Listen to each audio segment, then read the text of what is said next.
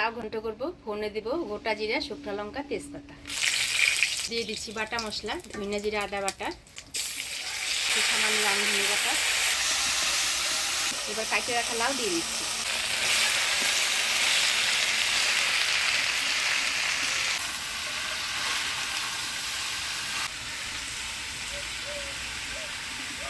লবণ, হলুদ, কাটিয়ে রাখা কাঁচা লঙ্কা।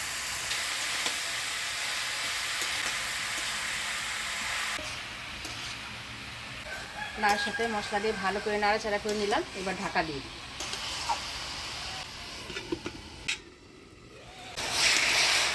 লাউটা খুব সুন্দর মজে গেছে, একদম কচি লাউ। কাইটে উড়িয়েছি খুব সুন্দর করে আমার শাশুড়ি মা, একদম জিরার মতো করে। নাড়াচাড়াতেই মনে হয় যেন মজে গেল। তো এবার ভাজে রাখা মাছের মুড়াগুলো দিয়ে দিবি।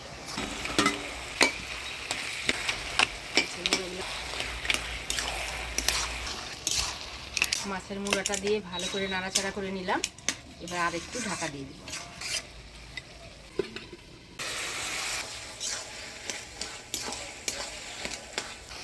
লাউ ঘন্ট হয়ে আসছে মাছের মুড়ো দিয়ে। এবার অল্প পিঠালু দিয়ে নাড়াচাড়া করে নামিয়ে দিই।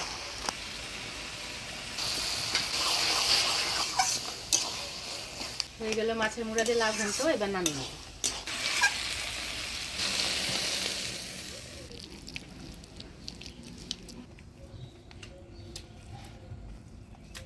দারুণ হয়েছে গো।